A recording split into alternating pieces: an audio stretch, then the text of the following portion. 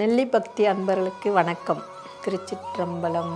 உலகெல்லாம் உணர்ந்து ஓதற்கரியவன் நிலவுலாவிய நேர்மலி வேதியன் அழகில் சோதியன் அம்பலத்தாடுவான் மலர் சிலம்படி வாழ்த்தி வணங்குவோம். திருச்சிற்றம்பலம்.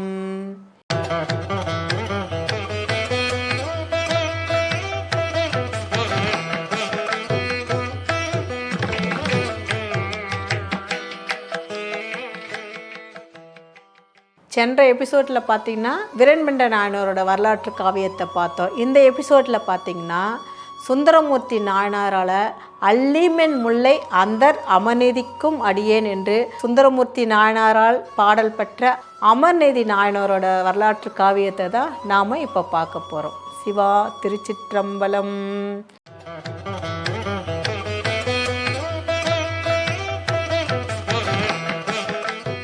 குடந்தை பழையறை கிராமத்தில் வேளாளர் மரபில் அவதாரம் பண்ணவர் தான் நாம் அமர்நீதி நாயனார்.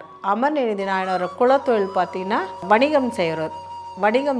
அப்படி அந்த வணிகம் செய்யும் போது பார்த்திங்கன்னா ஒரு நல்ல ஒரு எல்லாருக்கும் தான தர்மங்களை நிறைய கொடுத்துட்டு வருவார். அந்த வணிக தொழிலில் பார்த்திங்கன்னா நியாயம் தர்மமாக விலை அதிகமாகலாம் விற்காமல் அந்த குறைந்த அடியாருங்களுக்கும் சரி அன்பர்களுக்கும் சரி எல்லாருக்கும் குறைந்த பட்சத்தில் அவங்க மனசு மகிழ்கிற மாரி அந்த வியாபாரத்தை அவர் நடத்தினார். அதனால் அவருக்கு மேலும் மேலும் மேலும் வருமானம் பெருகி கொண்டே வந்தது. அப்படி அந்த வருமானம் பெருக அவருக்கு ஆசை வரல, அந்த காசு மேலே ஆசைலாம் வரல. அந்த அப்படி வராமல் வந்த அந்த வருமானத்தில் 3 பாகத்தை அடியார்களுக்கும் அன்பர்களுக்கும் அதை தானமாக கொடுத்துட்டு வந்தார். தான் ஒரு பாகத்தை மட்டும் தான் குடும்பத்துக்கு அதை எடுத்துனார். இப்படியே அவர் தொண்டு செஞ்சுன்னு வந்தார். அடியாருங்களுக்கு சாப்பாடு போடுறது, தான் துணி அந்த நெசவு தொழிலில் அந்த அடியாருக்கு தானமாக கொடுக்குது. தினம் அடியாருக்கு சாப்பாடு போட்டு கௌபீனத்தை அடியாருக்கு எப்பவுமே ஒரு தானமாக வழிண்டு வர்றார். இப்படி தொண்டு நல்லா செஞ்சுன்னு வரும்போது சாமி பார்க்குறார். இவரோட பெருமையை அமர்நீதி நாயனரோட பெருமையை இந்த உலக மக்களெல்லாம் தெரிஞ்சிக்க வேண்டாவா, அமர்நீதி நாயனரோட பெருமையை உலகுக்கு தெரிவிக்கணும்னு சாமி கைலாயத்துலேருந்து இறங்கி வரார். சாமி எப்படி வராரு? ஒவ்வொரு வீட்டுக்கும் திருநீலகண்ட நாயனார் வீட்டுக்கு எப்படி வராரு? திருவோடு எடுத்துகிட்டு வராரு. அடுத்து ஏற்பகை நாயனார் வீட்டுக்கு எப்படி வராரு? காமனை எதிர்த்த கண்ணுதர் கடவுள் காமுகனாக எடுத்து வர்றாரு. இந்த அமர்நீதி நாயனாரை பார்க்க எப்படி வர்றாருன்னா சுவாமி அப்படியே அந்த துறவி கோலத்தில் வராராம், பிரம்மச்சாரியன் கோலத்தில். அந்த பிரம்மச்சாரிய கோலத்தில் பார்த்தீங்கன்னா அப்படியே வசீகரமான முகம். அமர்நீதி நாயனார்கிட்ட நிற்கிறாரு. அந்த ஜடாமுடி, அழகாக குண்டலம், திருநீர், ருத்ராட்சம், அந்த முகம் பார்த்திங்கன்னா அப்படியே பிரகாசமாக ஒரே நேரத்தில் அந்த 1000 சூரியனை பார்த்தா அந்த எப்படி இருக்கும் அப்படி ஒரு பிரகாசமாக எத்தனையோ அடியாரங்களை பார்த்துருக்காரு அமர்நீதி நாயனார். இந்த அடியாரை பார்த்தோன்னா தன்னை அறியாமல் அப்படியே அவருக்கு ஒரு சந்தோஷமாக இருக்குது. அந்த அடியாரை பார்த்து அப்படியே ரொம்ப அந்த முகம் அவருக்கு ரொம்ப இதுவாக இருக்குது.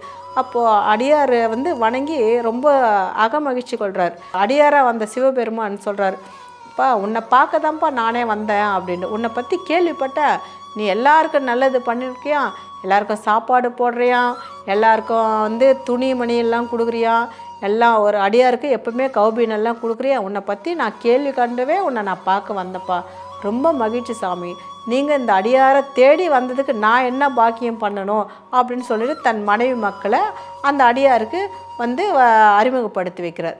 உடனே அப்போ சொல்கிறார், சாமி நான் நல்லூர் பெருமான் பக்கத்துலேயே ஒரு மடம் அமைச்சு வச்சுருப்பேன். சாமியாக அடியார்கிட்ட சொல்கிறார் அமர்நீதி நாயனார், இந்த நல்லூர் பெருமான் மீது எனக்கு தீராத பக்தி, அதனால் நான் இங்கே இருந்தது மட்டும் இல்லாமல் இங்கேயே ஒரு பக்கத்துலேயே மடம் அமைச்சிருக்கேன். இன்னும் போய் நீங்கள் பார்த்தீங்கன்னா நல்லூர் பெருமானார் பார்த்திங்கன்னா 5 நிறம் தோன்றுவார் சுவாமி, பஞ்சவர்ணேஸ்வரர் 5 நிறம் இருப்பார். அப்போ பார்த்திங்கன்னா பக்கத்துலேயே பார்த்திங்கன்னா இப்போது அந்த அமர்நீதி நாயனாரோட மடம் இருக்குது. இன்றைக்கும் நீங்கள் போனீங்கன்னா அந்த மடம் அப்படியே தான் இருக்குது, நீங்கள் போய் பார்க்கலாம் எல்லாமே. அப்போது அந்த மடத்தில் பார்த்திங்கன்னா அடியாரை தங்க வச்சு அவங்களுக்கான உபசரிங்களை நான் கவனிச்சின்னு வரேன்ப்பா அப்படின்னு. ஆனால் அடியார் தொண்டுனா சாதாரண தொண்டு கிடையாது. இப்போது நாமெல்லாம் பார்த்திங்கன்னா நம்ம வீட்டுக்கு யாராவது ஒரு 10 பேர் வராங்கன்னா எல்லோரும் அப்படியே ஒவ்வொருத்தருக்கு இப்போ ஒரு பொறுப்பு இன்னொருத்தர்கிட்ட ஒப்படைப்போம். ஆனால் அமர்நீதி நாயனார் அப்படி கிடையாது. அவரே யார் என்ன வேலையாக இருந்தாலும் அந்த வேலையை அப்படியே நிறுத்திட்டு அடியாருக்கு அவர் கையாலேயே அவங்களுக்கு அவங்க என்ன கேட்குறாங்களோ, எனக்கு இது தான்ப்பா வேணும், உடனே பரவாயில்ல சாமி நான் உடனே ரெடி பண்ணுறேன், ஏன்னா இவங்களுக்கு இல்லைப்பா என்கிட்ட இருக்கிறது தான் சாப்பிடணும், என்கிட்ட இருக்கிறது தான் அப்படியெல்லாம் சொல்லாமல் அவங்க என்ன கேட்குறாங்களோ அடியார் மனசு நோகாமல் அவங்களுக்கு அந்த ஒரு தொண்டை வந்து இடையராது செஞ்சுட்டு வந்தார். அப்படி அந்த செஞ்சுன்னு வரும்போது தான் சாமிக்கு சொல்கிறார், சாமி இங்கே பக்கத்துலேயே மடம் இருக்குது, நீங்கள் அங்கே போய் தங்கிக்கலாம், உங்களுக்கு சாப்பாடு நான் ரெடி பண்ணுறேன் வாங்கன்னு சொன்னோன்னே உடனே சாமி சொல்கிறார், இல்லைப்பா பக்கத்தில் காவிரி ஓடுது, நான் அந்த காவிரியில் ஸ்நானம் பண்ணிட்டு வந்து உணவு நான் மேற்கொள்கிறேன்ப்பா அப்படின்னு சொல்கிறார். சரிங்க சாமி தங்கள் சித்தம் அப்படின்னு சொல்லிட்டு அமர்நீதி நாயனார் சொல்கிறார். உடனே சாமி என்ன சொல்கிறாரு, இந்த கௌபீனம்ப்பா இது வந்து விலை உயர்ந்தது, இந்த கௌபீனத்துக்கு இணையானது எதுவுமே கிடையாது, இதை நான் குளிச்சுட்டு வர வரையும் இதை பத்திரமா எடுத்து வைப்பா, ஏன்னா மேகம் வந்து இருண்டோடு இருக்குது, அப்போ திடீர்னு மழை வந்துச்சுன்னா எனக்கு வேறு ஒன்று வேணும், அதனால் இதை உங்ககிட்ட கொடுத்துட்டு போகிறோமான்னு சொல்லிட்டு சாமிக்கிட்ட இந்த கௌபீனத்தை அமர்நீதி நாயனார்கிட்ட சாமி கொடுக்குறாரு. சரி அதை அமர்நீதி நாயனார் அதை பத்திரமா வாங்கி அதை அவரோட துணிகள்லாம் வைக்கிற இடத்துல வைக்காமல் இது சாமி அடியார் கொடுத்ததாச்சுன்ட்டு தனியாக பத்திரப்படுத்தி அதை எடுத்து வைக்கிறாரு. சாமியும் போகிறாரு, அவர் கங்கையில் குளிச்சுட்டு ஒரு 10 நிமிஷத்துக்கெல்லாம் வராரு. எங்கப்பா நான் பயந்தா மாதிரியே பற்றியப்பா, வானில் கருமேகம் ஒரே மழைப்பா, முடியலப்பா, எங்கப்பா நான் கொடுத்த அந்த கௌபீனத்தை எடுத்துகிட்டு வாப்பா அப்படின்ட்டு சாமி கேட்குறாரு. உடனே அமர்நீதி நாயனார் போகிறாரு, இதோ வந்துட்ட சாமின்னு சொல்லிட்டு போகிறாரு. அவர் வச்ச இடத்த பார்க்குறாரு, அப்படியே எல்லாம் அவரோட துணிமணி எல்லாமே இருக்குது, சாமியோட அந்த கௌபீனம் இல்லை.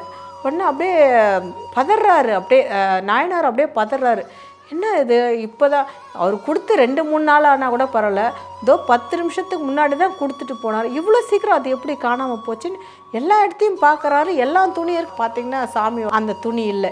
உடனே பயந்து நடுங்கின அந்த உடம்போடு வந்து அடியார்கிட்ட நிற்கிறாரு. சுவாமி என்னப்பா எதப்பா கௌபீனம் எடுத்துன்னு வரா, நீ சும்மா வந்து நிற்கிறேன்ட்டு உடனே சாமி தெரியாத மாரி திருவிளையாடல் பண்ணுறாரு.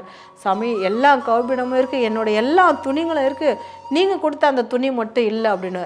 என்னப்பா சொல்கிற, இப்போ தானேப்பா நான் கொடுத்துட்டு போனேன்னு அப்படி சாமி உடனே கோவப்படுறாரு. இல்லை சாமி நீங்கள் கொடுத்தீங்க, எனக்கே ஒன்றும் புரியல, எல்லாமே இருக்காது இல்லைன்னு. உடனே சாமி, ஏன்பா உனக்கு திருடுறதுக்கு ஆண்டியோட கோவணம் தானே கிடைச்சிது அப்படின்னு. சாமி அந்த சொல் வந்து அவரால் தாங்க முடியல, தன்னை திருடன் வேற சொல்கிறாரு சிவன் அடியார் அப்படின்னு அவருக்கு ரொம்ப அமர்நீதி ரொம்ப வருத்தமாக இருக்குது. நெடுஞ்சாங்க என்ன பண்ணுறாரு, அந்த அடியார் காலில் விழுறாரு. சாமி நான் அப்படிப்பட்டவன் கிடையாது, நான் எனக்கு மனதால் கூட நான் அடுத்தவங்க பொருளுக்கு நான் ஆசைப்பட்டது கிடையாது, நான் இந்த பொருளை நான் எடுக்கலை சாமி அப்படின்னு எவ்வளோ சொல்கிறாரு. அவரை சமாதானமே படுத்த முடியல.